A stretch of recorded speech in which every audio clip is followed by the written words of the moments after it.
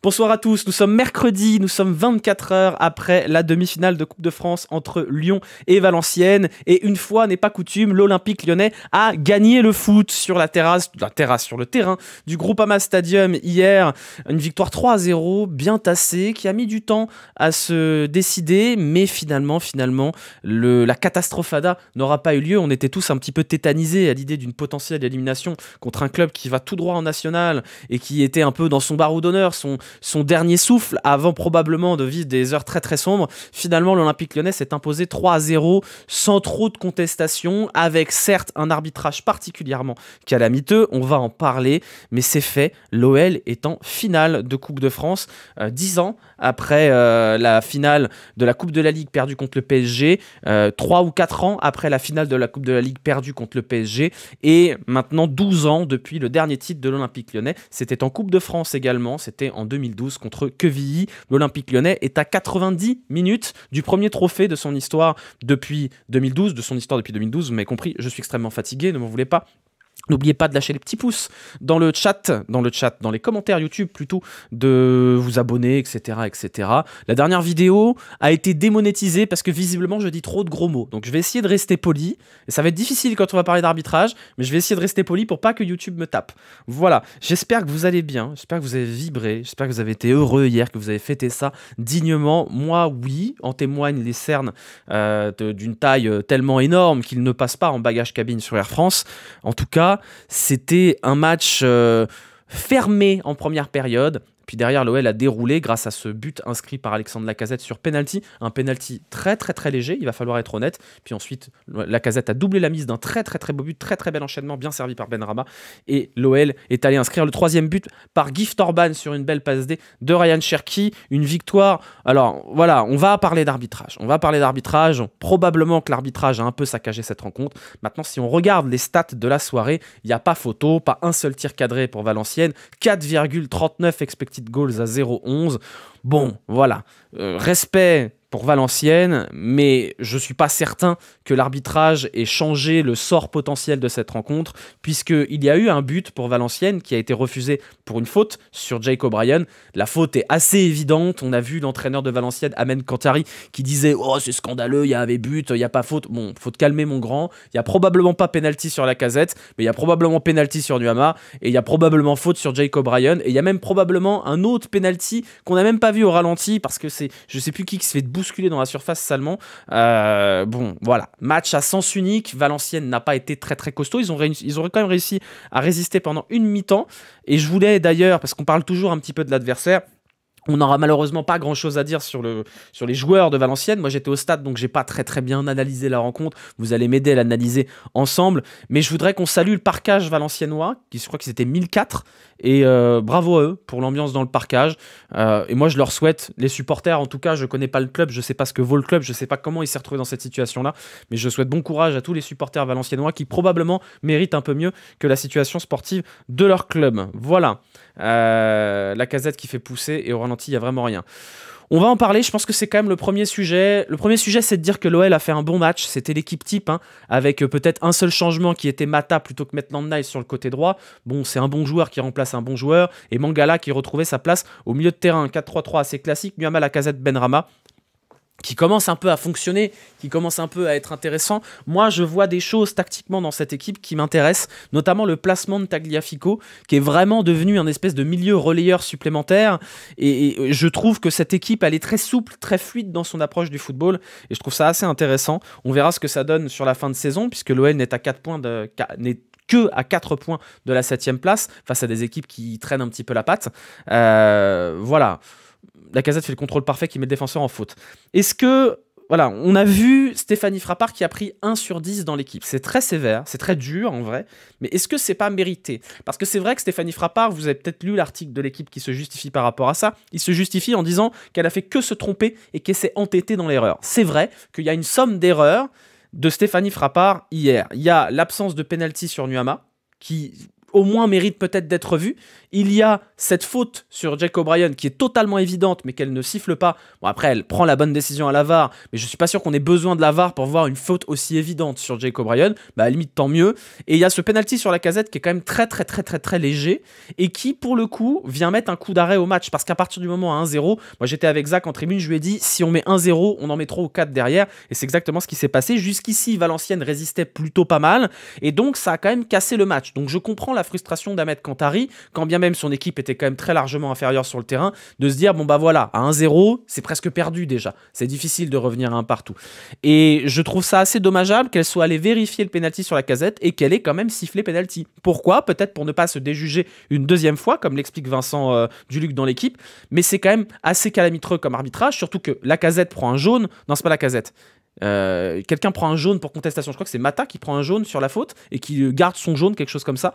En tout cas, toujours est-il que l'équipe s'est justifiée en disant c'est pas parce que c'est une femme qu'on va se priver de la critiquer si elle est critiquable. Et je pense qu'effectivement on doit critiquer Stéphanie Frappart, mais on doit le faire dans le respect, sans mettre de la misogynie par-dessus. Il y en a encore qui ont beaucoup de mal à comprendre ça. Stéphanie Frappart, à mon sens, n'est pas une super arbitre, mais il y a d'autres arbitres qui sont probablement plus mauvais qu'elle et qui prennent pas autant dans la gueule parce que ce sont des hommes et pas une femme. Donc oui, elle est victime de misogynie et pour contrer ça, il faut traiter Stéphanie Frappart comme comme n'importe quel autre arbitre.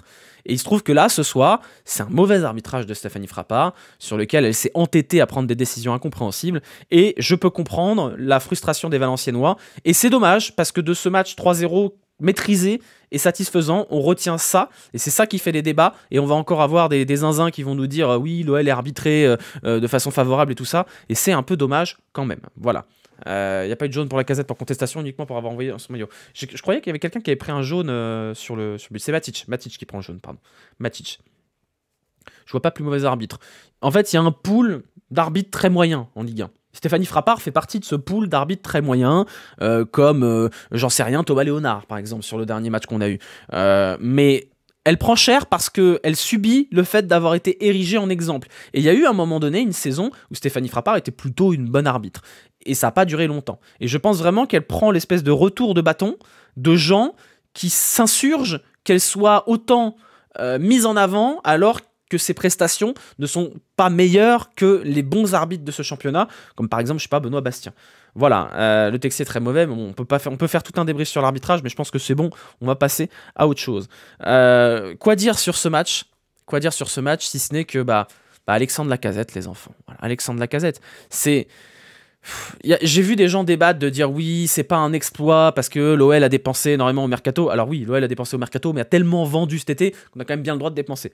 Est-ce que c'est une renaissance? Oui et non. L'OL revient à la place qui doit être la sienne dans un monde qui tourne normal avec ce budget-là.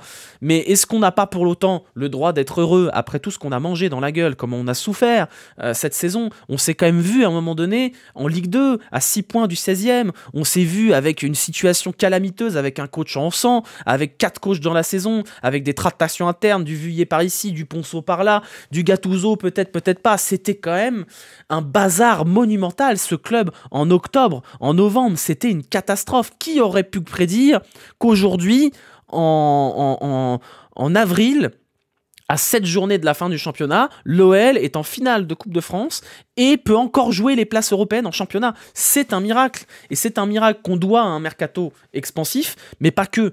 Il y a quelque chose qui tourne dans cette équipe. Il y a une ambiance, il y a une atmosphère. Moi, j'ai le sentiment que j'ai plus à me forcer pour aimer cette équipe. C'était dur d'aimer l'OM dans les dernières années, d'aimer l'OL, pardon. C'était très dur d'aimer l'OL dans les dernières années de Jean-Michel Aulas. C'était un club un petit peu détestable pour ses propres supporters. Il y avait un vestiaire toxique, il y avait des joueurs qui ne respectaient pas le club. Rappelez-vous Toko Ekambi qui fait chute, rappelez-vous Léo Dubois. C'était difficile d'aimer cette équipe. C'était un effort de continuer à aimer cette équipe. Aujourd'hui, on a de nouveau le droit, et peut-être que l'OL, à un moment donné, recontinuera à perdre, mais rappelez-vous la période sous Rémi Garde, c'était pas des résultats fabuleux sous Rémi Garde, il y a eu de sacrés déconvenus, notamment la Strat Giorgio et compagnie, mais on avait envie d'aimer cette équipe. Moi, je regarde les matchs et je suis content de regarder les matchs et je suis content d'aimer cette équipe, même si le contenu est pas toujours parfait. C'est quand même un vrai plaisir de se dire enfin, on sent que ces joueurs, ce vestiaire, ce staff, cet écosystème est légitime à recevoir l'amour des supporters. Et je pense que ça va, c'est un cercle vertueux et que c'est ça qui pousse les joueurs à se défoncer sur le terrain. Quel soulagement, quand même. Astra, c'était sous Fournier. Ah, pardon, excusez-moi. C'était sous Fournier. Oui, c'était en 2015, 2014. Pardon, excusez-moi. Bon, après, même Hubert Fournier, elle donnait envie d'aimer cette équipe. Voilà, il y a quand même ce sentiment assez positif d'osmose, et je pense que c'est le bon terme, d'osmose entre les supporters, l'état-major du club et les joueurs, pourvu que ça dure. Ça ne durera pas éternellement. L'OL retrouvera des périodes de crise, peut-être, on ne sait pas, que Pierre Sage va être prolongé et que finalement le début de saison va être un peu calamiteux et qu'on va souffrir et qu'il va y avoir des crises, peut-être, peut-être pas, ou alors peut-être que c'est le début d'un renouveau à l'OL, qu'on va enfin avoir des années un peu plus glorieuses où on a envie d'aimer le coach, on a envie d'aimer les joueurs, je ne sais pas. En tout cas, d'un point de vue de supporter lambda, entre guillemets, d'amoureux du club, je trouve qu'il y a quelque chose qui fonctionne. Il y a quelque chose qui est beau, et ce quelque chose de beau, il peut nous emmener en Europe, à Lille, et j'ai hâte, j'ai terriblement hâte. J'ai terriblement hâte, les billets de train sont déjà pris. J'ai terriblement hâte qu'on aille à Lille faire notre petit pèlerinage, comme disait l'abbé Nueve pendant le Final 8, qu'on prenne le camping-car et les tentes de camping et qu'on aille s'installer sur la place royale de Lille pour aller camper en espérant un miracle. Il faudra être fort puisque ce sera le Paris Saint-Germain, on le sait depuis ce soir, ce sera le Paris Saint-Germain en face de l'OL, ça va être très très dur, on le sait, d'autant qu'il y a deux scénarios pour le PSG. Deux scénarios, soit c'est un scénario où ils sont en finale de Ligue des Champions et ils auront potentiellement un triplé historique qui n'a jamais été fait par un club en France, ou alors ils sont pas en finale et ce sera le dernier match de Mbappé, et croyez-moi bien que pour son dernier match avec le Paris Saint-Germain, Mbappé il va vouloir nous ouvrir comme il nous ouvre si souvent. Voilà. Comment vous l'avez vécu, vous? Dites-moi. Comment vous avez... C'est quoi l'émotion là, 24 heures plus tard, à froid? Moi, je suis toujours un petit peu retourné. J'ai lâché quelques larmes au stade, je vous avoue. C'est le but du 2-0, moi. C'est le deuxième but de Lacazette. Parce qu'à 1-0, il peut toujours se passer une dinguerie. Mais à 2-0, c'est bon, je me suis dit, ça y est, on y va à Lille. Là, on y va. 2-0, on y va, c'est bon. Et j'ai été très, très, très ému pendant la dernière demi-heure parce que je me suis dit, ça y est, quoi. On a enfin le droit d'être une nouvelle équipe, quoi. On a enfin le droit de rêver à quelque chose qui soit pas juste le maintien, quoi. Et tu peux remettre ton col, ça me stresse. Effectivement, bien vu. Je vais remettre le col, pardon. Engueulez-moi, la fashion police, là. Merci. On est en finale, j'ai des frissons. Le retour dans les navettes, je pense que la dernière fois, alors j'ai pas fait autant de matchs au stade que ça depuis la période Covid, mais ça m'a rappelé le retour en navette, le match OL-Roma, où c'était vraiment OL-Monaco. Espèce de fiesta générale, il y avait une ambiance de zinzinade dans les navettes, et je pense que ça fait longtemps qu'on n'a pas eu une ambiance de débile comme ça, parce que c'était une ambiance de débile, quoi. Les navettes retour, c'était génial, c'était trop drôle, trop drôle. Et on est en finale 20 minutes avant la fin du match, c'était quelque chose l'ambiance au stade. Mais même dès le coup d'envoi, hein. Dès le coup d'envoi, ça a envoyé sévère, ça a envoyé très sévère. Quel pied quand même, quel pied. Quelle belle saison. Non, pas encore, ça peut encore mal se finir, on peut encore faire 10e et défaite en finale. Mais quel plaisir quand même de revenir d'entre les morts, quoi. Voilà, il est beau le stade quand il est rempli. Ouais, bah c'est ce que m'a dit ma pote qui était avec moi, qui est supportrice parisienne, et qui m'a dit, bon, je m'en fous un petit peu des autres clubs que le Paris Saint-Germain, mais là quand même, là. Voilà. Et ça, c'est pas rien quand t'as quelqu'un qui supporte un autre club qui te dit, ouais, là, costaud quand même. Voilà, merci à tous ceux qui lâchent leur petit abonnement. Merci beaucoup à tous. OL Monaco, pour moi, ça reste la plus belle ambiance que j'ai vue dans un stade. Pas la plus grosse, parce que l'acoustique du Groupama Stadium est parfaite, et donc ça sonne plus fort que ça devrait, et c'est très bien comme ça.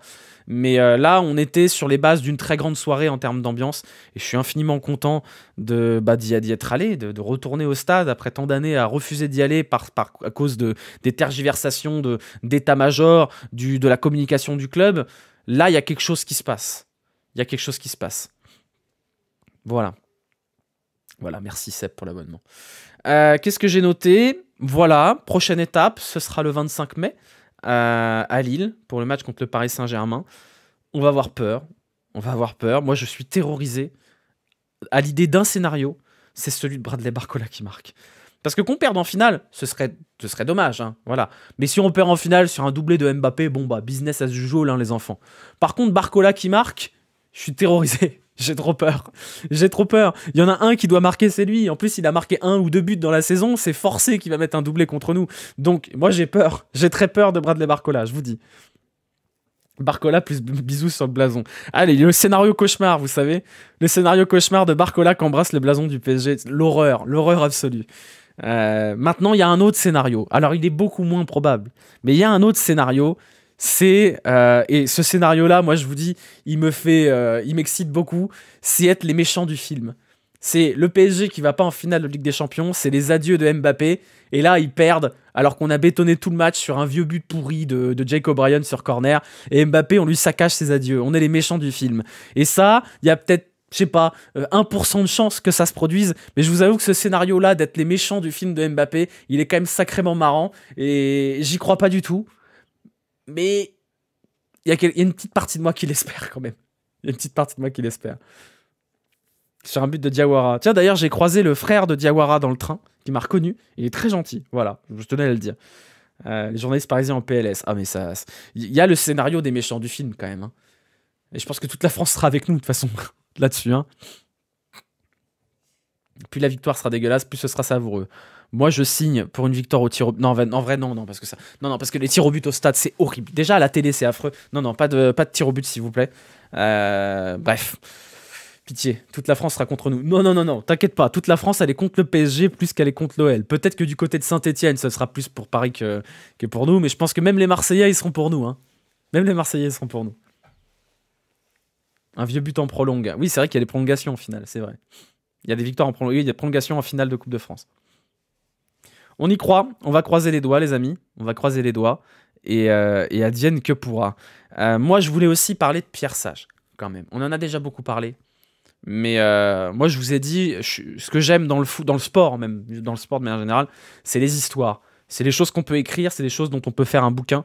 Et je trouve que l'histoire de Pierre Sage, elle est belle, encore plus depuis aujourd'hui, puisque vous avez vu que finalement, il va pouvoir passer son diplôme d'entraîneur, parce que Hubert Fournier est sorti d'un placard au sous-sol de la Fédération Française de Football pour se rappeler qu'il avait un rôle de DTN et qu'il pouvait servir à quelque chose.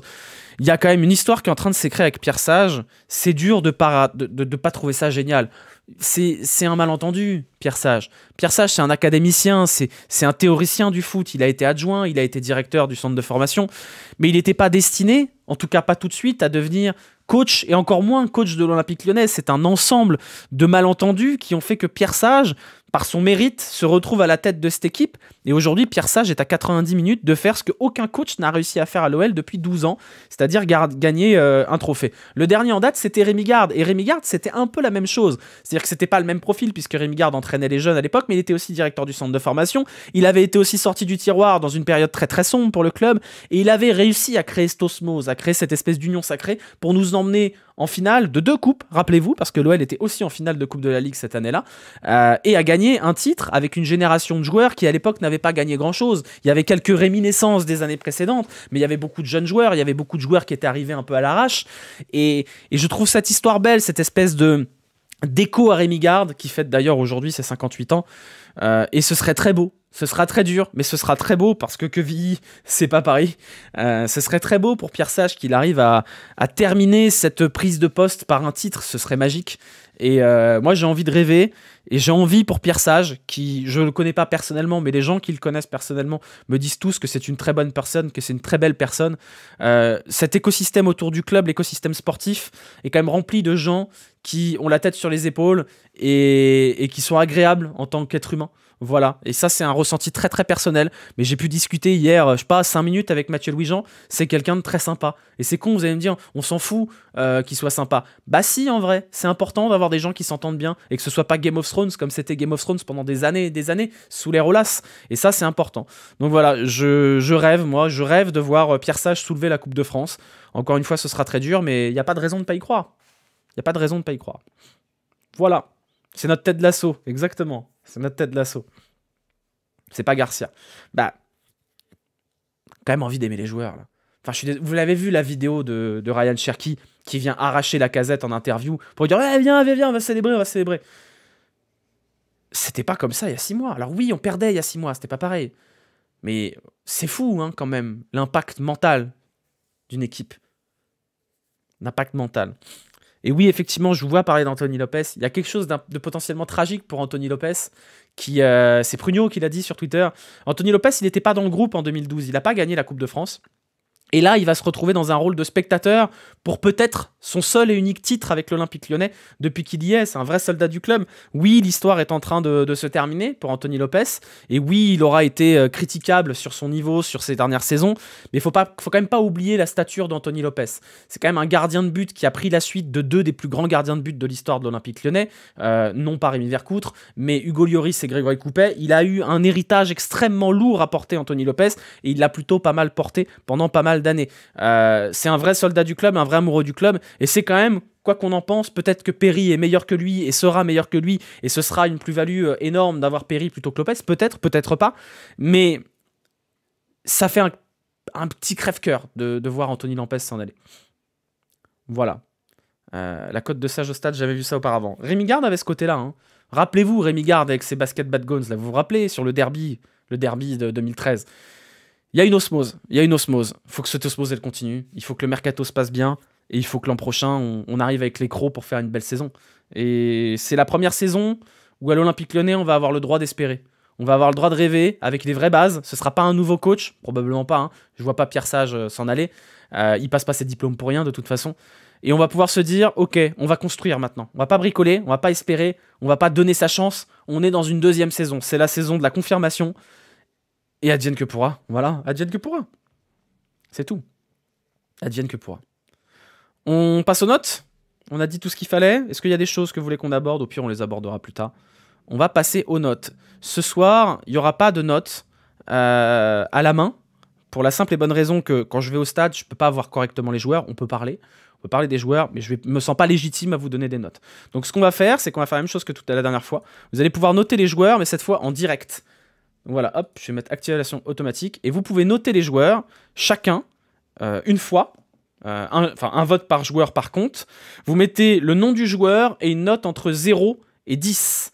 Voilà, je vais dessiner le terrain d'abord. Hop, on va mettre la couleur de fond. Parce que vous voyez, Cédric, que vous avez pu voir ceux qui m'ont vu hier au stade. Oh là, j'ai raté. Réinitialiser, c'est bon. Hop, voilà. Vous pouvez noter les joueurs et après, une fois que vous avez noté les joueurs, vous pouvez récupérer les notes de vos joueurs via un petit fichier sur le lien qui s'affiche quand vous tapez point d'exclamation notes. Ok? Hop, je valide ça.